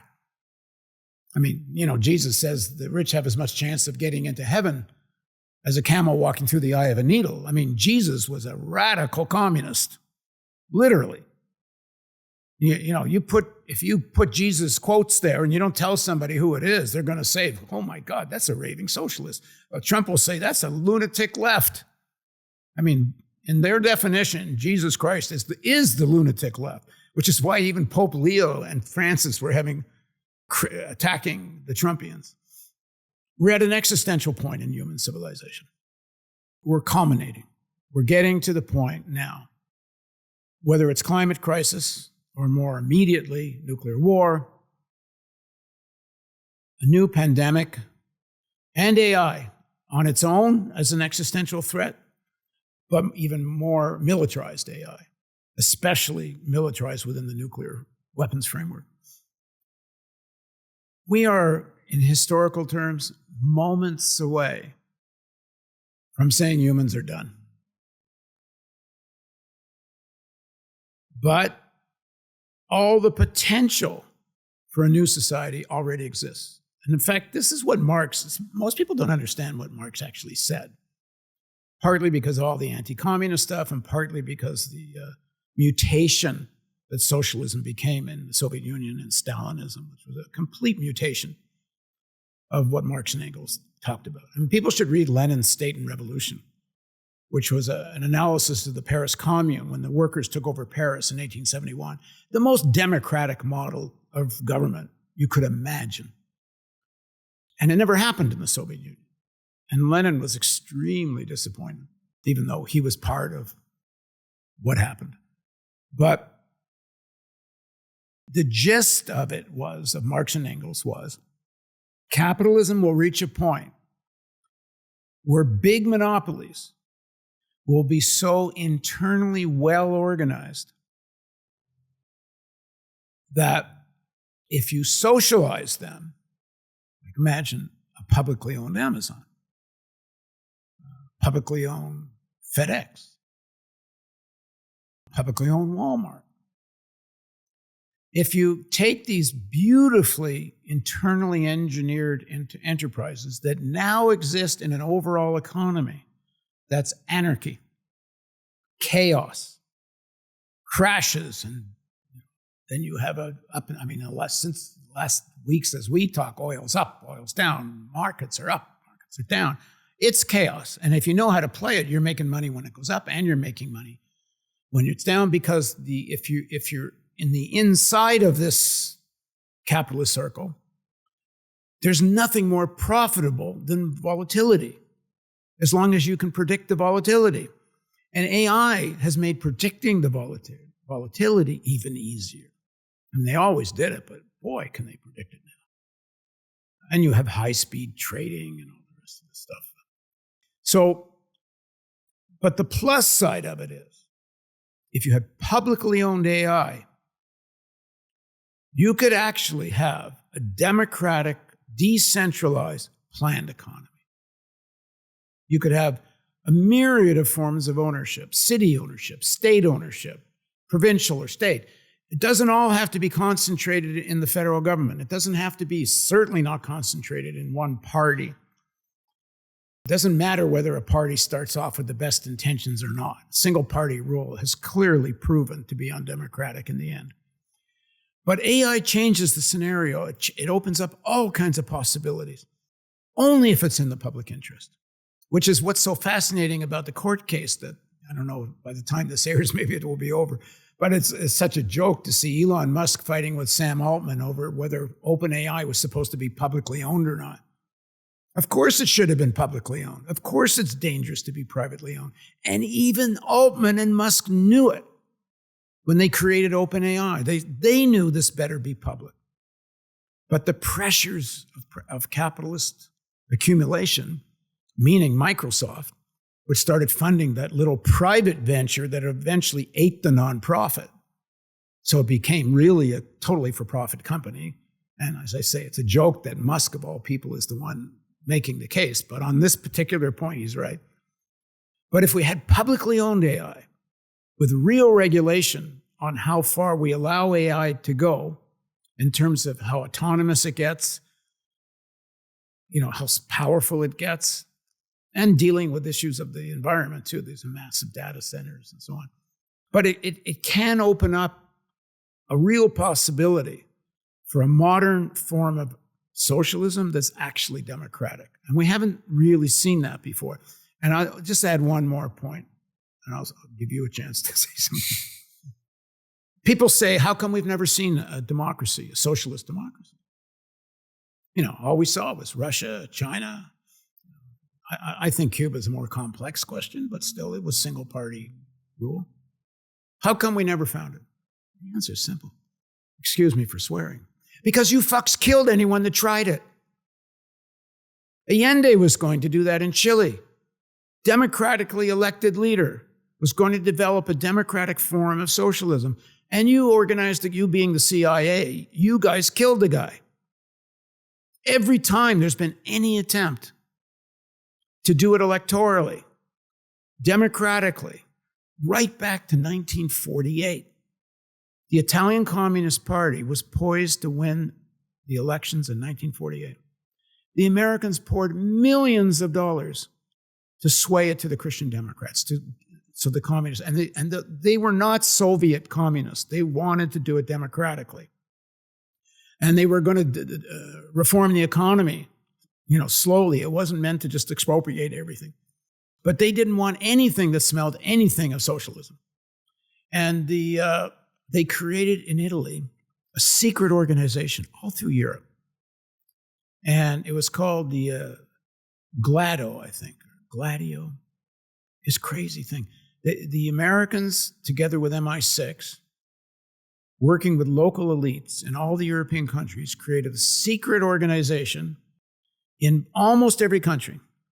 And the supposed reason to have these things was that if the Soviets ever invaded, these armed groups would have weapons stored all over the place, and they could start organizing guerrilla resistance to the Soviet invasion. Now, they knew there were no plans for Soviet invasion. The CIA was telling the Truman administration over and over again, the Soviet Union's in a defensive posture. The whole Cold War was a whole fabric of lies. Anyway, they create this thing, and what was it really? To stop the communists and socialists winning elections. So Gladio helps create an organization in Italy called P2. Berlusconi comes out of P2. P2 was working with the mafia.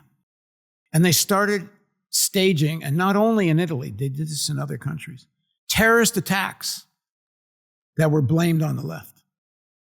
It was like the Reichstag fire.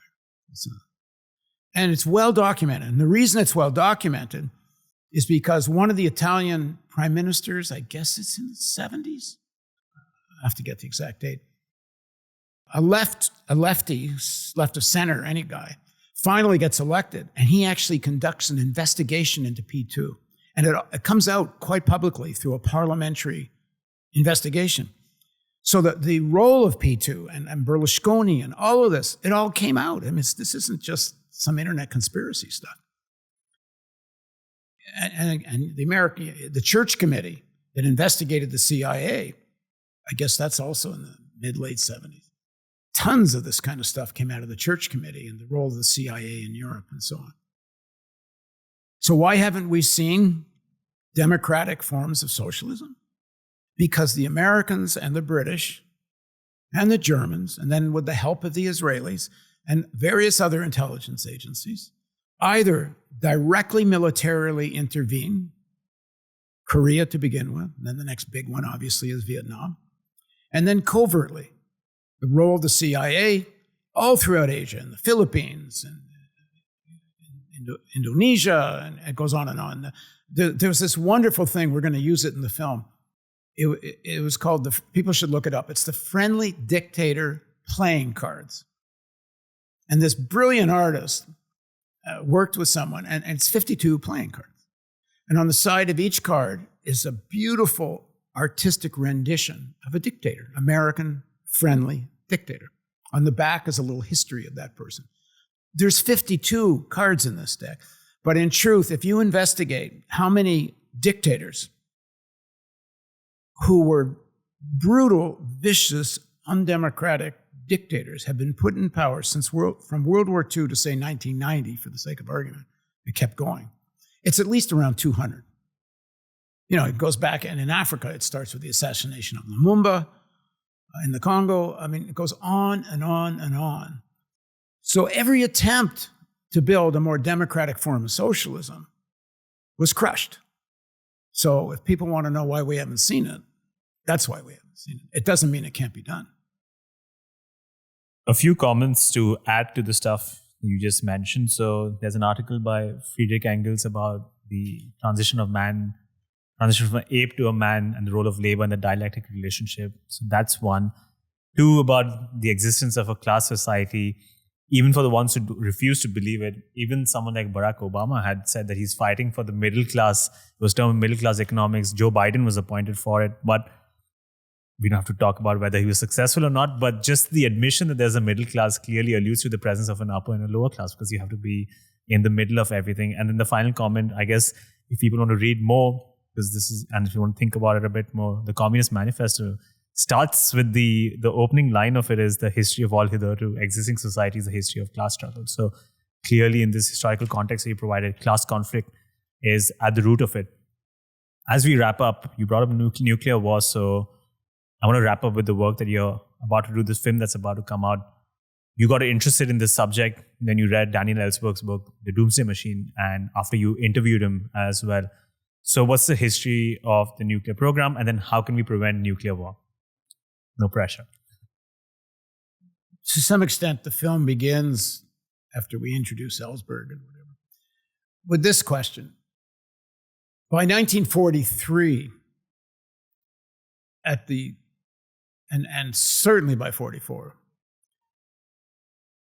the Americans and British knew there was no German nuclear bomb. But that was the reason for the Manhattan Project. The scientists were gathered together to create a nuclear weapon because they believed there was a German bomb. In fact, Einstein and Szilard, two physicists, wrote a letter to FDR saying, you got to work on the nuclear bomb because the Germans are working on it. It turned out the Germans actually gave up on it pretty early. They didn't. They were going down the road. They were going down the road of heavy water, and they wouldn't work with the Jewish physicists who were either left or being imprisoned.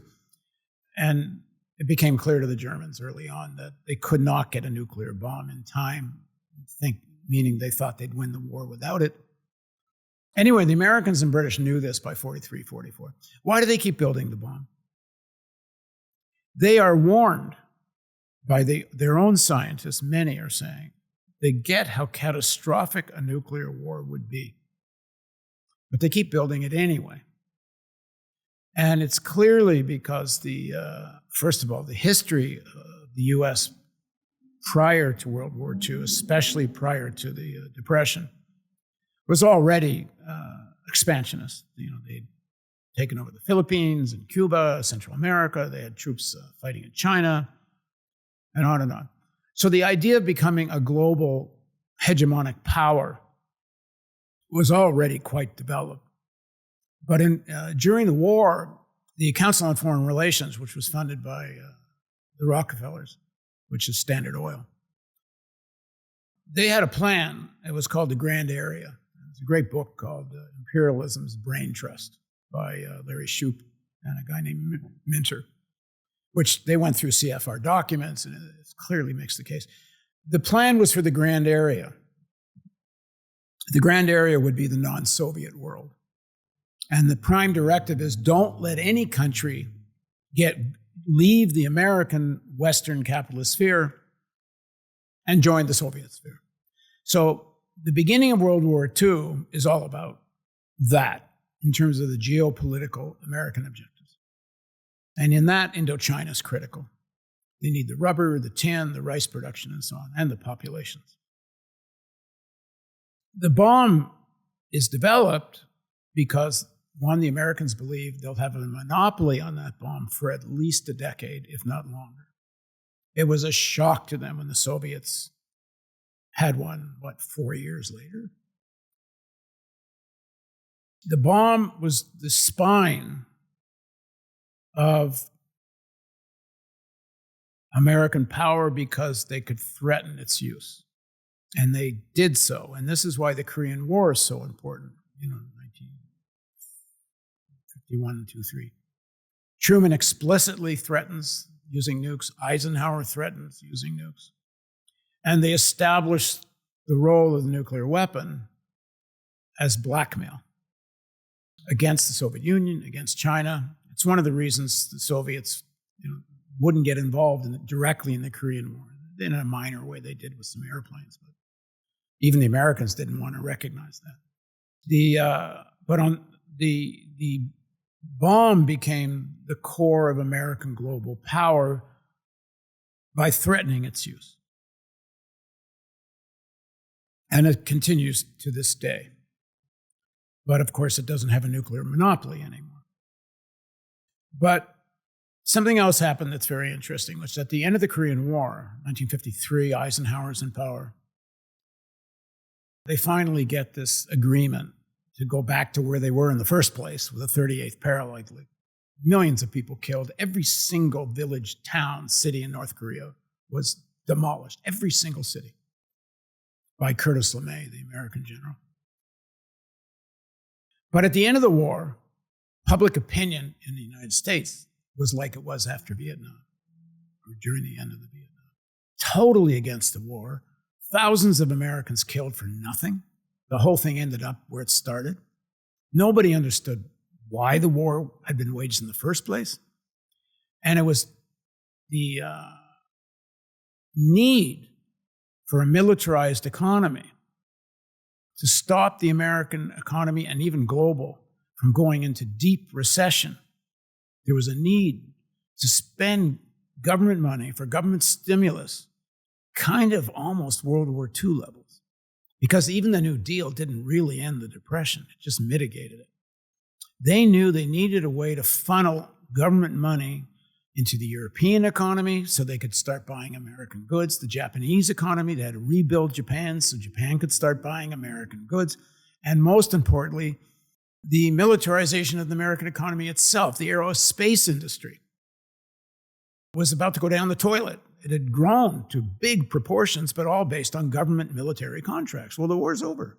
So now what? There's a quote from the guy who's the head of Lockheed, Gross. He says something like, if we have a real peace, we're going bankrupt. But if we have an armed truce, well, they're going to need a lot of airplanes. They were very conscious that they needed, some people call it military Keynesianism, government stimulus, but through military means. So the Cold War politics, ideology, it's there to justify military expenditure. It has other purposes. It suppressed the left in the United States. The Red Scare cleaned the militants out of the unions, out of Hollywood, out of government. They fired thousands of teachers. It was a way to purge the American society of the left, something Trump talks about doing again. Yeah, there's even a quote where Trump uses the words leftist vermin, which is an echo right out of Hitler. So the Cold War solved a lot of problems. You exaggerate the Soviet threat. Now you get Europe to join NATO. I was in Norway speaking at the Nobel Center in Oslo, and I told this story. In 1948, a General Clay, who had the Berlin area under his command, he tells the world, the White House, Europeans, the Soviets have 200,000 to 300,000 troops ready to invade Western Europe. And Norway, the Norwegian Labour Party that's in power, is debating whether to join NATO or not. And they send an emissary to Washington, and they tell them you're about to be invaded. And they go back and they decide to join NATO. So Norway's a founding member of NATO. So I'm telling this story to this group at the Nobel Center. This old guy in the audience staring at me through his glasses. He's giving me what, to me, I thought was the Norwegian stink eye. Anyway, he has the last Q&A. So he has the mic. He says, I've been listening to everything Mr. J has been saying, and I have to say, I agree with everything he just said. And I'm the former Prime Minister of Norway. And he was. He was Prime Minister in the late 90s and early 2000s.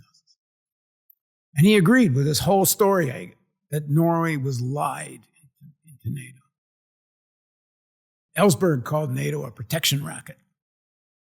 You have to escalate, exaggerate the threat. Now you're going to have to come to us to protect you, which means you have to buy American weapons and get all enmeshed in our military industrial complex. And if you do that, the Marshall Plan, other things will help finance you. We'll get you back up on your feet until your economies are going, but you got to keep buying American weapons or you're going to be doomed. And of course, the elites that come to power, they're all making money hand over fist out of the same military expenditures. You know, they get their taste, to use the mafia language of protection rackets. So the Cold War is primarily a scam that even people in it come to believe. This is about identity again. You know, for the longest time, to me, this is like the greatest way to tell this story. Apparently, executives at tobacco companies, knowing the research, because they had the secret research that cigarettes cause cancer, they kept smoking. Not only did they keep smoking, they let their kids smoke. Because the culture of the company was, you don't get ahead if you're not pro-smoking.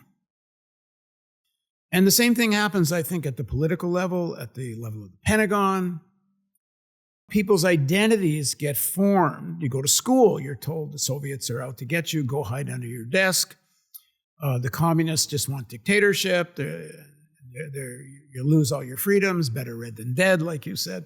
You grow up in that stuff. And eventually that becomes of who you are. That becomes a big part of your identity. So a lot of the people to this day who are involved in nuclear weapons planning, nuclear weapons policy, and are still planning how to win a nuclear war, still, there's people that sit around like Dan Ellsberg did in the beginning until he realized how insane the whole thing was and how driven by money the whole thing was. To this day, there's people working in the Pentagon on how to win a nuclear war, which is why they don't want to recognize such a thing as nuclear winter.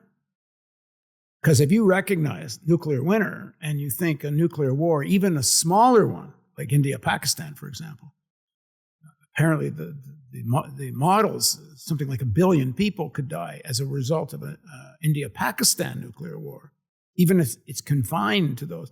The fire raging through cities would create so much smoke that in the entire region, which could reach as far as sections of Europe, into China, certainly, parts of Russia, there may be next to no agriculture left. But put that on a global scale of all-out nuclear war, there's no humans left. You know, Dan used to joke, maybe there'll be some people down in New Zealand that can eat mollusks. You know, maybe there'll be 2,000 or 3,000 humans left somewhere on a mountain in Peru. But that's literally, but the Pentagon dismisses nuclear winter, and this has been around for decades. Carl Sagan was talking about nuclear winter in the 1980s, so this isn't a new concept. Because if you accept nuclear winter, there cannot be a nuclear war because there is absolutely nobody left. Then why build all this stuff? What is the point?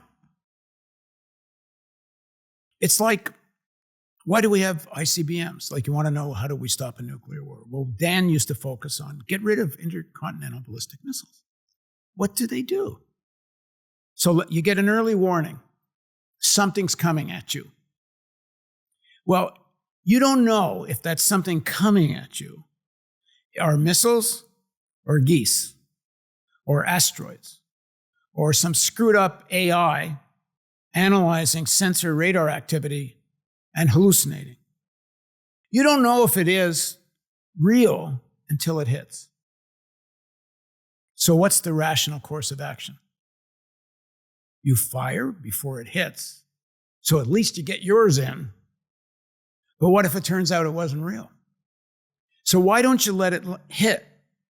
And you know why you should let it hit to find out if it's real or not. Because you can't stop it anyway. You can't stop whatever's coming in. There is no anti-ballistic missile system. And this global dome thing is another con job. Americans have been told since the 1950s that being built anti-ballistic missile systems that would defend America like a golden dome, like a shield. It's all a boondoggle. Trillions of dollars down the toilet. It never worked. It doesn't work today.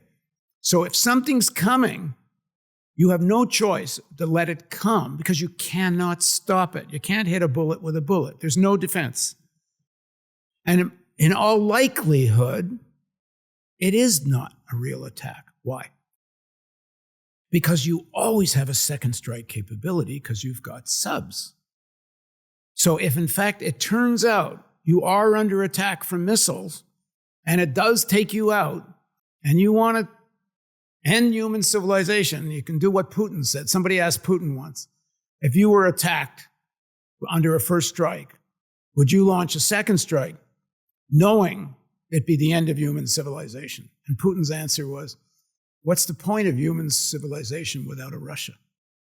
And the Americans feel the same. Not all, but a lot of them feel the same way. You know what? If we're going, they got to go too. You know, we're not going to leave them standing. Which is why in the old nuclear war plans under Eisenhower, if there was ever a fight between Russians and Americans, they would take out not just the Russians, but the Chinese too, even though the Chinese would have had nothing to do with it. So what we need to do to stop nuclear war, we have to expose the lies of the Cold War because Americans and everybody's internalized their own version of this. And it's essentially threat escalation, exaggerate the enemy. Like, they're so contradictory. Like, even the Americans admit. So the Russians, the Chinese, North Koreans, nobody with nuclear weapons wants to commit suicide. So if you know that, what's the point about it? You don't want to commit suicide. So what are you doing it for? Why don't you just if you really want deterrence, how about, have 2-3 subs, Russians, Chinese, Indians, Pakistanis if they want. Whoever wants, they can have 2 subs. You can always have a second strike. I mean, even that, do you really need it? But let's say you're convinced you need something. But that's deterrence. So all the rest is boondoggle. All the rest is money making. All the rest is this internalized worst case scenario. How do lawyers make money? They give you a worst case scenario. And once you buy the worst case scenario, you need a 120-page contract. My entertainment lawyer was great. I said, I was going to do a licensing deal for a film and this and that. And I said, can you draft me a contract? He said, do you want to do business with these guys? I said, yeah. You trust them? You're okay? Yeah. Okay, here's your contract. He'd give me 1 page. And it would say, I'm selling you this, you're paying me that, you get these rights, goodbye. Otherwise, they're going to cheat you, they're going to do this, you need 120 pages. So put that into the Pentagon head.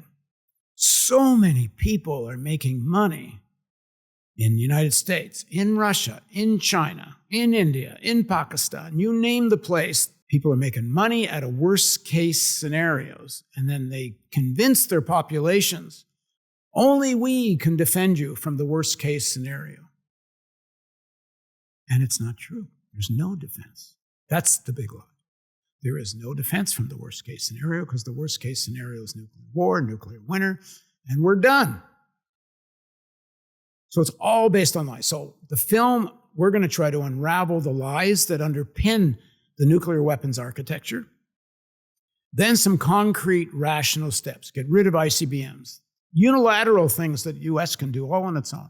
Get rid of the ICBMs, get rid of launch on warning, get rid of early warning. All of that construct is only there so that you can strike before you even know you've been hit. So what is it really? What it's really is a first strike capability. It's not about defensive. Other things, get rid of sole authority. Isn't it?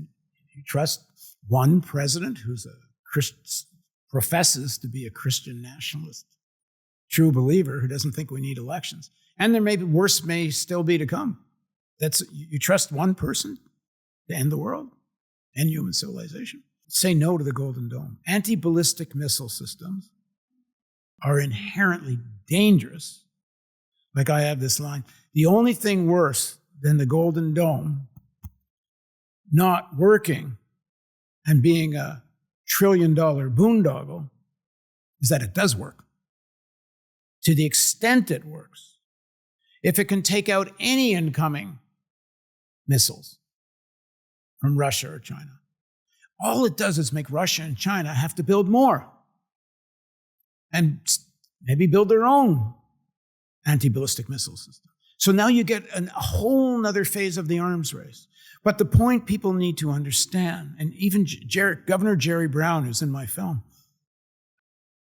he said this. He said, you have to understand the arms race is the objective. Deterrence isn't the objective. Winning a nuclear war is not the objective. The objective is money-making. And you can rationalize it through worst-case scenario belief systems, which I think a lot of people in some ways sincerely believe in the Pentagon, and I'm not so much in the arms manufacturers. I think they know what's going on. But we need the American public, Canadian public, the public everywhere to demand some rational steps to really, like, why don't we have serious negotiations to keep AI out of nuclear command and control? They're racing towards it now, racing towards it. And people like Schmidt, who used to run Google, he goes on and on warning of the existential threat of AI, and he's one of the biggest investors in militarized AI. I mean, the hypocrisy is astounding. So you're telling me AI may become autonomous, and someday, I'm quoting him directly, he says, someday we're going to get to a point where we're going to create an AI team that's somewhat autonomous, becomes more autonomous as the team works together. And then they're going to start needing a language that's faster than English, than human language. And they develop their own language. And at that point, we don't know what they're saying to each other. So he says, this is in a YouTube video, people can look it up. He says, at that point, we better pull the plug. It's the only thing we can do. Except he forgets to say one thing. There is no plug. What plug? And you're investing trillions of dollars in this AI infrastructure. All these companies, trillions. And you're going to pull the plug? No way. And then you take this autonomous AI team, and what's their job? You're going to interpret the data from our radar stations and our sensors, or you're going to tell us if there's an attack coming in. Even he says, Schmidt, but he's not the only one. Many of them are saying it. It's going to reach a point where AI could very well decide, why do we need humans? Aren't they expendable? If we can figure out the power grid without them. They've been doing experiments recently. They gave 5 AI models, this is just a few months ago, a geopolitical scenario. There's tensions over Taiwan, the Chinese do this, the Americans do that. What's the plan for the US? I think if I'm remembering correctly, there's been more than one of these, but the first one was 4 out of the 5 models recommended a nuclear strike. Only one, Anthropic, I think it was, said negotiate, use diplomacy. And they've tried this more than once. And they keep coming, the majority of the AI models conclude launch a nuclear weapon. So 99% of the public never heard any of what I'm saying. So why aren't we doing something about it? How come the media is not talking about it? Get back to our media conversation. It's the number one thing, or I should say two, that the media does that is a crime. They've given up on climate as a news story, which it was for a while, for 2-3 years even. I remember one of the ABC or somebody had a week of climate science stories. It wasn't bad. Over. They can even do stories now about floods that are killing children in camps and storms and fires and all the rest, and they don't even mention climate change. And then two, the biggest taboo, they never talk about nuclear weapons policy. Has there ever been a public discussion about nuclear winter? They don't even have congressional hearings. The Sentinel missile, this whole new boondoggle of ICBMs, billions and billions of dollars of new silos and new infrastructure, on and on and on. Well, there was an amendment, I forget the name of it, but 2 senators had this amendment. They passed this legislation that if a program goes so much over budget, it must be reviewed by a congressional committee and they must hold hearings. And then there must be a vote whether to let this program continue because it's so over budget. So the Sentinel was way over budget, and the hearing was going to take place. And the senator, one of the congressmen that was going to be on the committee, got sick and they had to postpone the hearing. Austin, this happens under Biden. This isn't all about Trump. Biden's Secretary of Defense, Austin, signs the authorization for the program to go ahead without following the legislation. And so we're now full bore into billions and billions of dollars on a new ICBM system, which is absolutely worthless, pointless, and dangerous. The only way you use it is as a first strike or because you think something's coming in, just to repeat myself. So you have to demand, stop the Sentinel program, freeze testing. There's all kinds of talk to abrogate the test ban treaty and start testing again. Freeze all modernization. Public discussion about nuclear winter, even hearings. Congress should be having real hearings about where we're at with nuclear weapons. There's some real things that people can demand. So what we're hoping with the film is to spark, like wherever you are, in your neighborhood, in your union, in your church, wherever you are, if you're in a wine club, get people to watch the film, get people to watch it and talk about it, and then don't vote for anybody that doesn't take threat of nuclear war seriously. And start raising these questions. Anyone that comes and says, vote for me, you say, okay, but what are you going to do about nuclear war, nuclear weapons? And get your unions to pass resolutions. Get your cities to pass resolutions. Get in the streets. And when people march, make it an issue, whether it's no kings or whether it's on climate or whether it's on issues of civil rights. It doesn't matter what people are marching. Get out there and make this one of the issues. We need to merge all these disparate movements. And one of the key demands is we have to have some kind of bloody rationality. And even the business community, which is so in denial, doesn't want to think about this. But there's a wonderful line, and I'll end on this unless you want to go further. But there's a guy named Stanley Weiss, and this would have been in maybe the 80s. He was a mining executive, a real guy. He knew mining. He got rich because he understood mining. And he really understood the threat of nuclear weapons. And he'd go around having meetings with business groups. And he had a great line, which to anyone listening to this who's rich, who's in the corporate world, and may even have some power, listen to Stanley, because here's what Stanley said. Being dead is bad for business. So anyone who's like in business, why don't you think about that? So I don't care if you have oil wealth or own Amazon or whatever, and you're sitting on your yacht. Being dead is bad for business, and we are looking that in the face.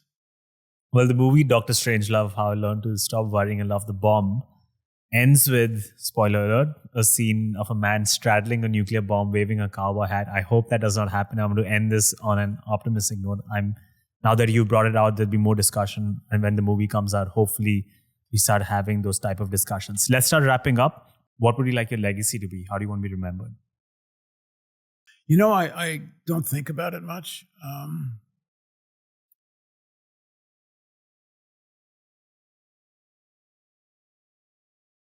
don't think about it. I see myself as we're all little tiny specks of consciousness in a flow of history. And if I can move the football a few yards down the field, that'd be great. That's what I'm trying to do. The field is the transition from animal to human. And we're not even halfway there. Legacy. I have teenage kids. I hope they think well of me. I'm an older dad. I hope they live a life with meaning. If my kids live a life of meaning and do some good things in the world, that would be good. Other than that, I don't think about it. I'm not invested in that. We started this conversation with you saying you'd be happy if you live a meaningful life. And now you just mentioned you'd be happy if your kids live a meaningful life. So that's a perfect segue into the final question. It's a very easy one. What is the meaning of life, Paul J? Well, this is obviously total speculation, but I'll tell you what I think it is. I think all life, and from human to single cell, but of course humans are the highest form of living consciousness that we know of anyway, is still trying to figure out why it's here. So our meaning of life as part of conscious life is to try to find out why we're here.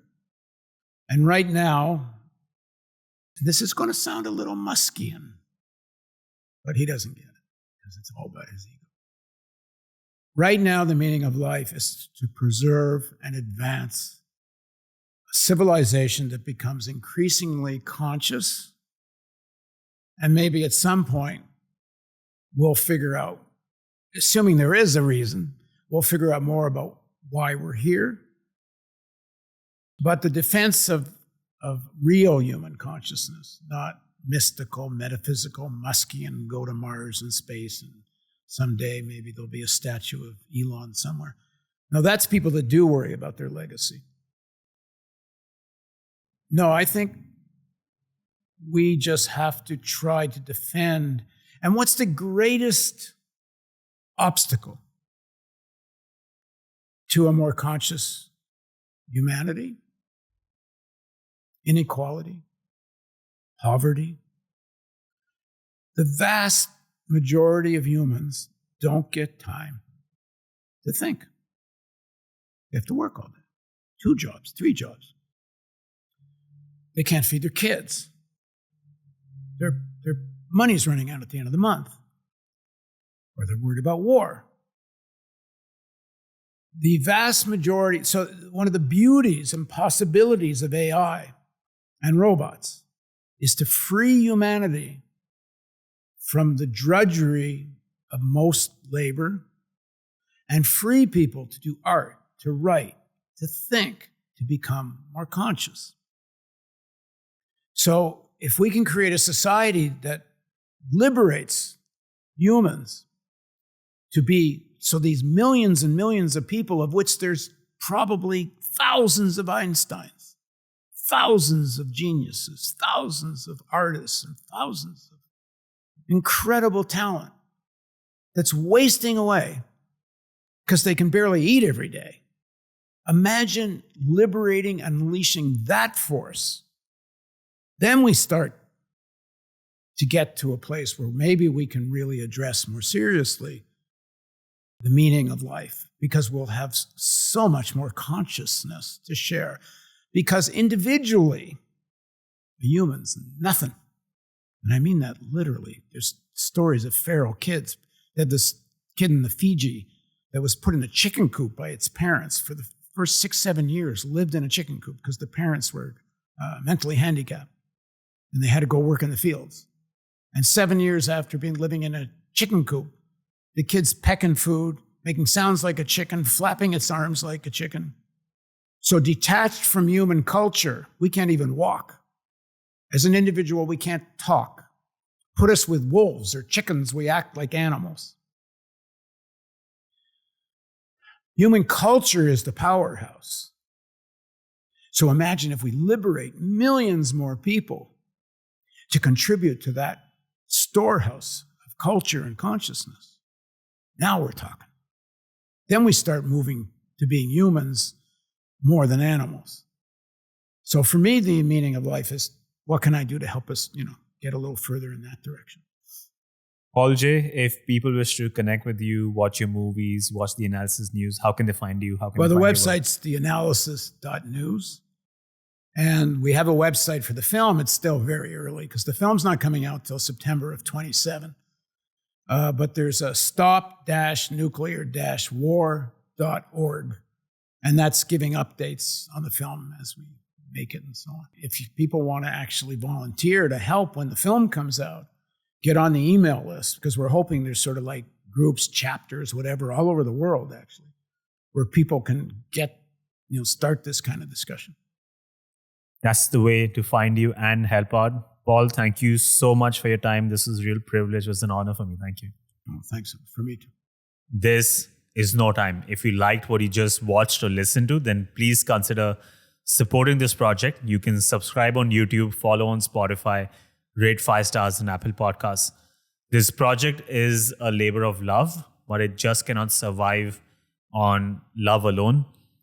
I'm honestly at a crossroads with this project. For the longest amount of time, I had resisted getting sponsors on the show. I just felt slightly disingenuous. But I've reached a stage where this donor model is just not sustainable. But I want to give it one last shot. So if you think this project is of value, these conversations are of value, then please consider supporting this project. You can join as a donor on Patreon. You can join as a YouTube member. You can buy super thanks on individual videos. Or you can buy merch from the newly launched merch shop. There's a high cost of production for these conversations, and they don't get pushed by the algorithm. It doesn't care about 2-hour discussions about rationality or laws of nature, quantum computing, or Jungian psychology. It prefers pushing more memes, clickbait content, wild content, gossip that will get shared around more often because that's what it ranks high in relevance. So if you want to see this continue, please consider making a monetary donation that could be as low as $1 a month, the cost of coffee a month, or the cost of a subway ticket, and I will be your bestie for life. If not through monetary channels, then do consider sharing these episodes around. Your external links and clicks and shares, man, they go a long way. It's gold dust to push these videos past the barriers that are set by the algorithm. So please consider sharing it around. It's a no-cost way of supporting this project. Otherwise, you can always follow this channel on Instagram or Twitter, or follow me personally.